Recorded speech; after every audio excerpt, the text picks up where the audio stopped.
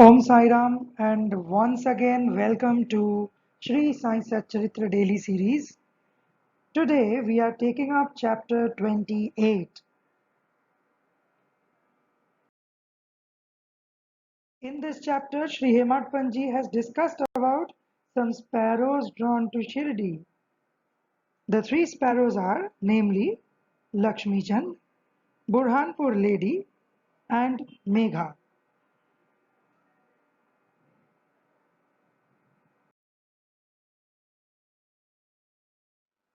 Preliminary. Sai is not finite or limited. He dwells in all beings from ants and insects to the god Brahma. He pervades all. Sai was well versed in the knowledge of the Vedas as well as in the science of self realization. As he was proficient in both these, he was well fitted to be the Sadguru. Anyone, though learned, but not able to awaken the disciples and establish them in self realization, does not deserve to be called a Sadguru. Generally, the worldly parents give birth to the body, but death invariably follows life.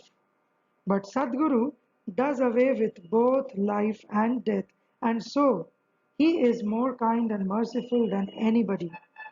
Sai Baba often said that let his man or devotee be at any distance 1,000 kos away from him, he will be drawn to Shirdi like a sparrow with a thread tied to its feet. This chapter describes the stories of three such sparrows.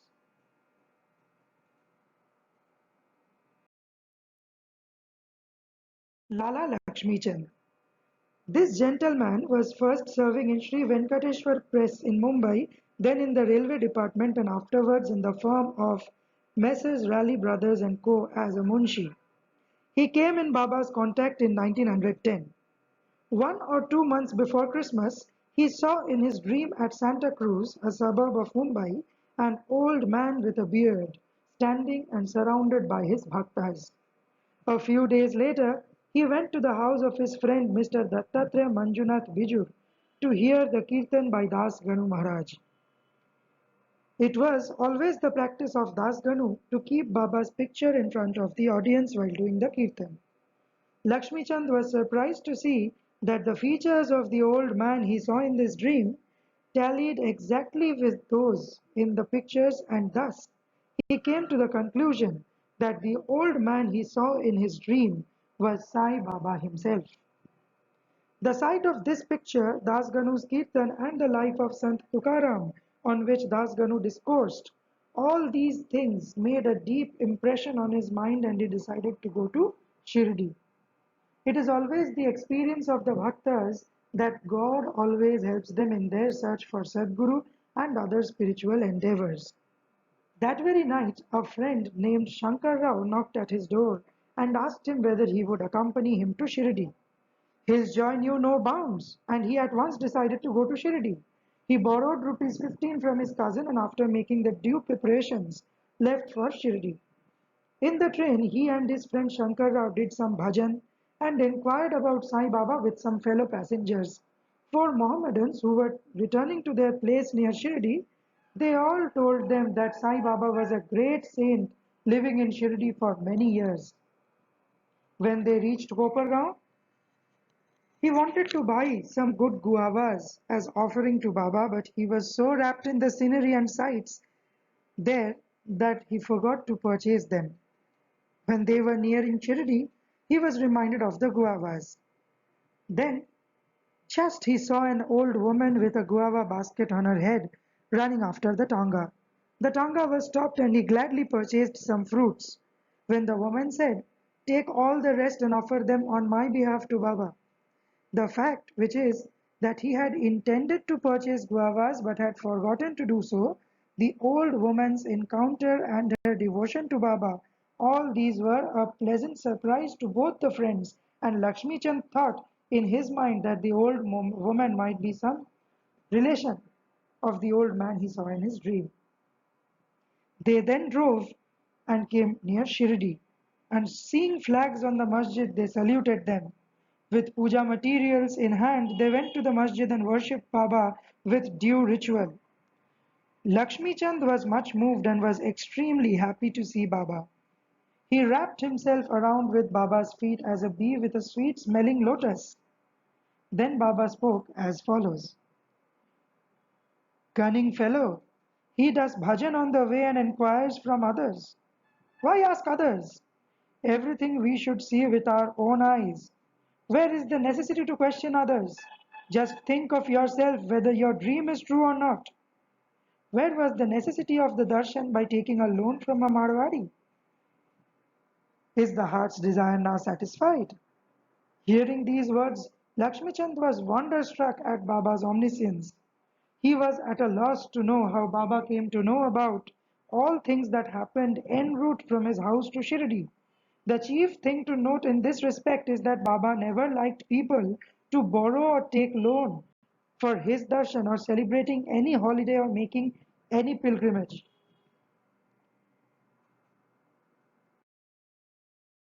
Saza. At noon, when Lakshmi Chand was sitting for meals, he got some saza, wheat pudding, from a devotee as prasad. He was pleased to have it. Next day, also he expected that, but got nothing. So he was anxious to get it again. On the third day, at noon aarti time, Bapu Saheb Jog asked Baba what Naivedya should he bring. Baba told him to bring saza. Then the bhaktas brought two big potfuls of saja. Lakshmi Chand was very hungry and there was some pain in his back. Then Baba said to him, it is good that you are hungry. Take saza and some medicine for the pain in the back. He was again wonderstruck to see that Baba again read his mind and spoke out what was passing therein. How omniscient was he!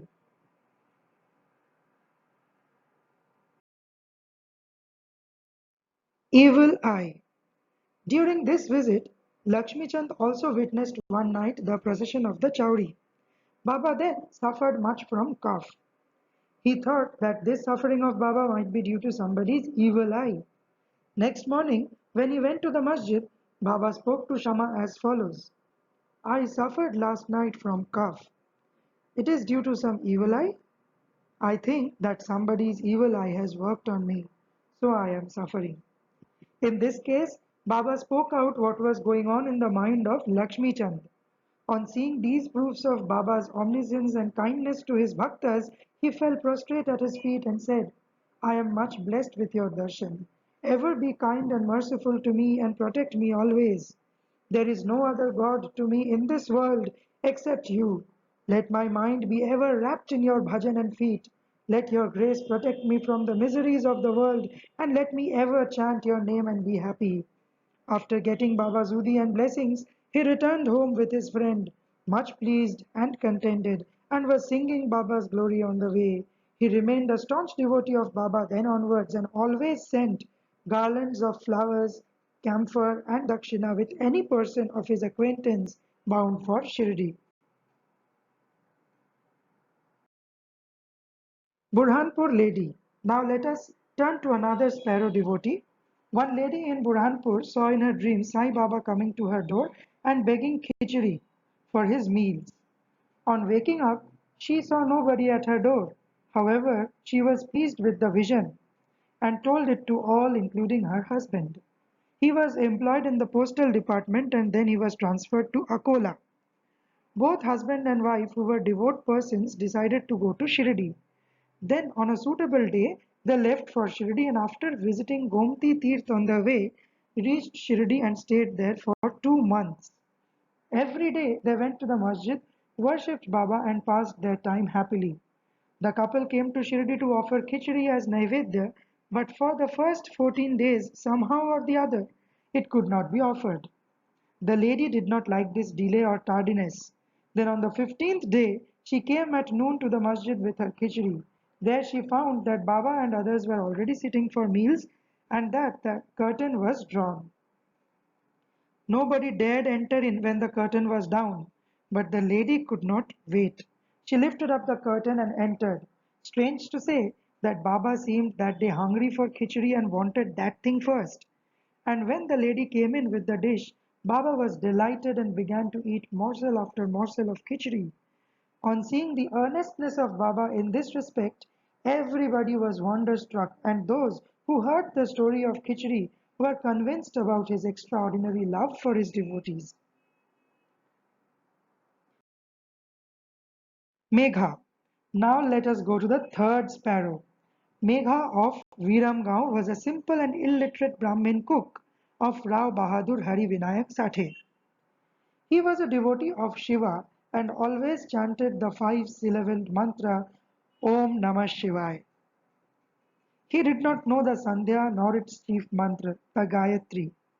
Rao Bahadur Sathe was interested in him, taught him the Sandhya and the Gayatri. Sathe told him that Sai Baba of Shirdi was the embodied form of God Shiva and made him start for Shirdi. At Bharuch railway station, he learned that Sai Baba was a Muslim, and his simple and orthodox mind was much perturbed at the prospect of bowing down to a Muslim. He prayed to his master not to send him there. His master, however, insisted on going there and gave him a letter of introduction to his father-in-law Ganesh Damodar alias Dada Khelkar at Shirdi to introduce him to Sai Baba. When he reached Shirdi, he went to the masjid. Baba was very indignant and would not allow him to enter. "Kick out the rascal!" roared Baba, then said to Megha, "You are a high caste Brahmin, and I am a low Muslim. You will lose your caste by coming here. Just get away." On hearing these words, Megha began to tremble. He was wondering as to how Baba had come to know about what was passing in his mind. He stayed there for some days, serving Baba in his own way, but was not convinced. Then he went home and then to Trambak and stayed there for a year and a half. Then again he returned to Shirdi. This time, at the intercession of Dada Kelkar, he was allowed to enter the masjid and stay in Shirdi. Baba's help to Megha was not through any oral instruction. He worked upon Megha internally, which is mentally, with the result that he was considerably changed and benefited. Then Megha began to look upon Sai Baba as an incarnation of Shiva. In order to worship Shiva, bay leaves are required, and Megha used to go miles and miles every day to bring them and worship his Shiva, which is Baba.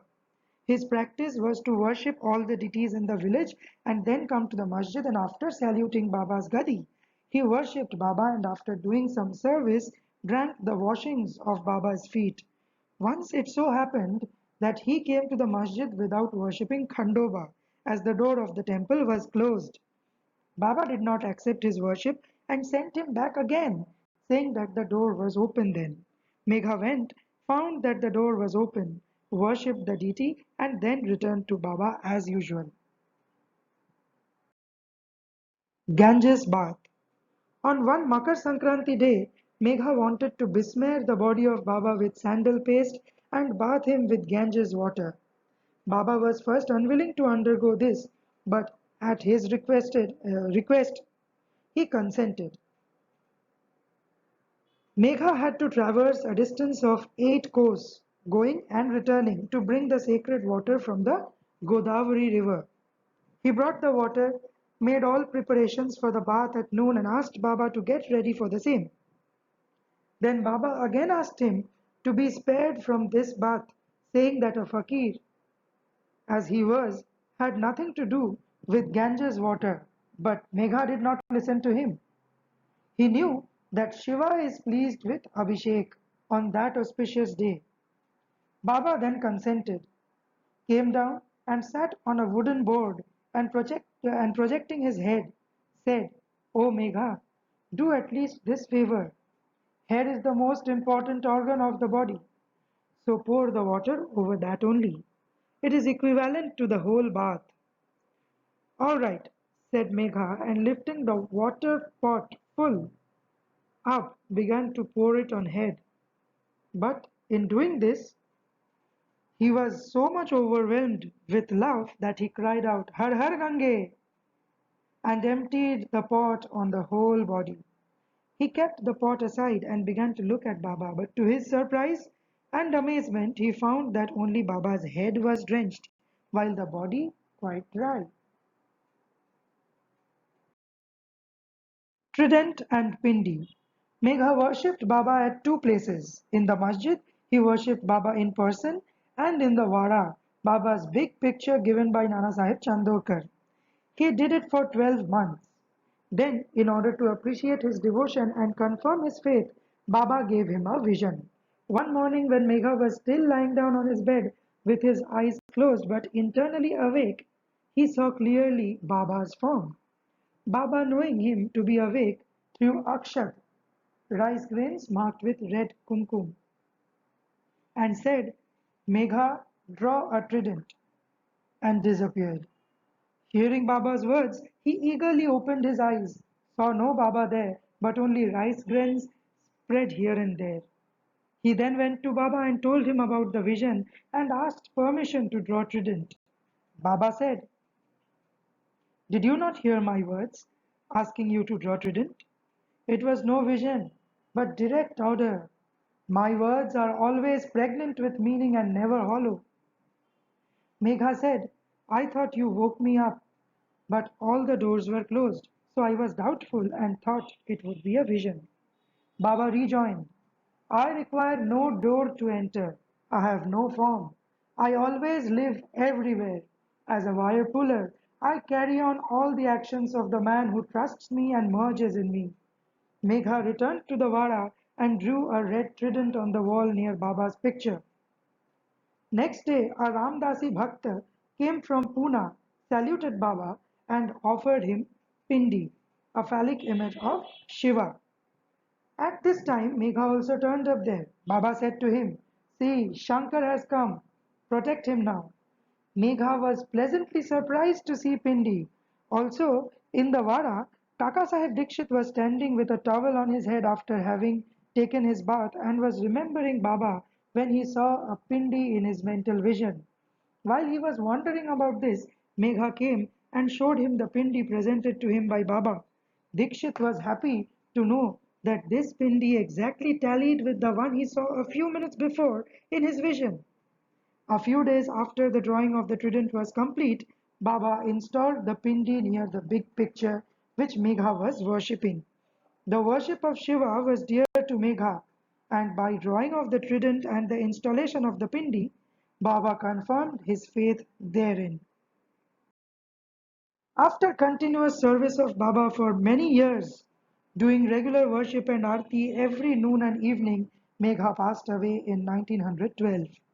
Then Baba passed his hands over his mortal remains and said, this was a true devotee of mine.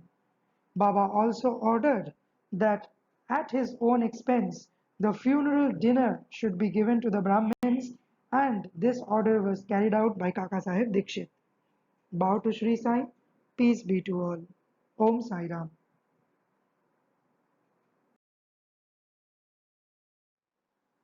My heartiest gratitude to all the listeners of Sri Sai Satcharitra series.